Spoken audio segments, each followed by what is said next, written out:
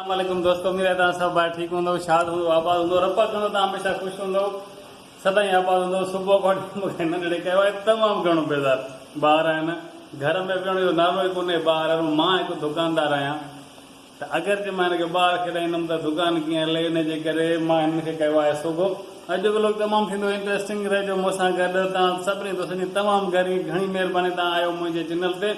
आउं आहियां वाहिद अली चन्ना, तव्हां ॾिसी रहिया आहियो वाहिद चन्ना व्लॉग। वीडियो थींदो तमामु इंट्रस्टिंग। तेसिताईं मां ॿारनि खे कयां थो सोगो, वीडियो ॾिसिजो पूरो।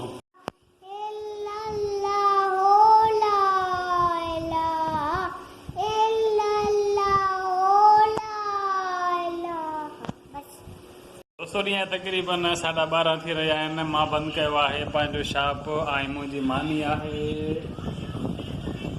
बिल्कुलु तयारु। हिन महिल मां मानी खाई थोरी रेस्ट करे फ्रेश थी मां खोलींदुमि पंहिंजो दुकानु। हीअ आहे मुंहिंजो पुटु जेको ॾिसी रहियो आहे कार्टून, परियां वेठो आहे नंढो पुटु जेको तमामु खिट करे रहियो आहे, गौर सां ॾिसी रहियो आहे। हिन जो नालो आहे अमजद अली।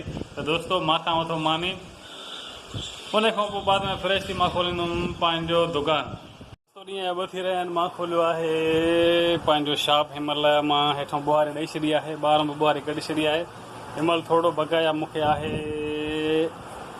धूड़ दज़ी आहे, मेन गली आहे, उन हिसाब सां मां हिनखे थोरो सफ़ाई कंदो आहियां। इहो मुंहिंजी आहे रोज़ जो मामूल। तक़रीबन ॾिठो हूंदो, सफ़ाई मां रखंदो आहियां तमामु घणी।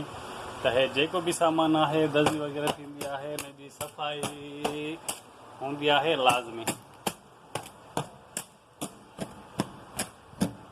अगरि जे दज़ी हूंदी, धूड़ हूंदी त मूंखे मज़ो बिल्कुलु बि न ईंदो आहे। हिन जे करे मां रखंदो आहियां तमामु घणी सफ़ाई। 5 मिंट लॻंदा आहिनि, एतिरो टाइम न आहे, पर सफ़ाई हूंदी त विहण ते दिलि बि चवंदी। ऐं सामान जेतिरो साफ़ु सुथिरो हूंदो ओतिरो ई सुठो लॻंदो आहे। त बिल्कुलु मां कंदुमि पूरे दुकान जी बिल्कुलु सफ़ाई। दोस्तो, सफ़ाई करे छॾी आहे मां पूरी। तव्हां ॾिसो त बिल्कुलु सफ़ाई ज़बरदस्त। ॿाहिरों बि आहे धूड़ दज़ी, पर पोइ बि माना सफ़ाई करे छॾी आहे। हीअ आहे असांजो इन्वेंटर, हलंदो आहे 24 वॉल्ट ते, प्लस में 2 अथसि बैटरियूं। बिजली तमामु महांगी आहे, असांखे तमामु घणी सपोर्ट थी वेंदी आहे हिन इन्वेंटर जी।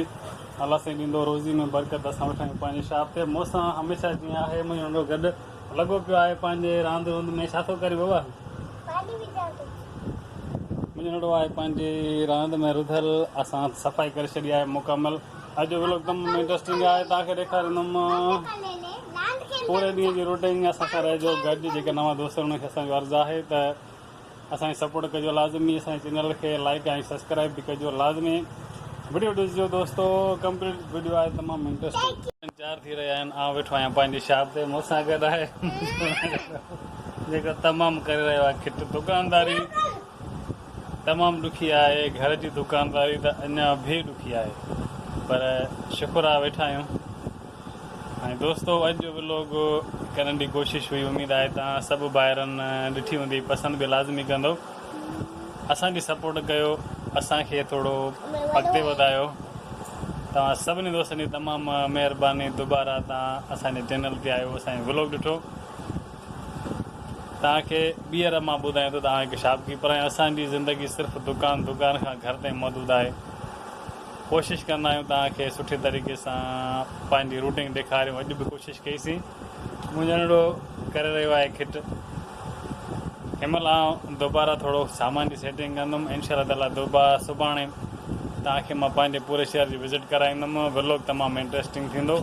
त दोस्तो, तेसिताईं तव्हां रखिजो पंहिंजो तमामु घणो ख़्यालु। मिलंदासीं नेक्स्ट वीडियो में। टेक केयर एंड अल्लाह हाफ़िज़।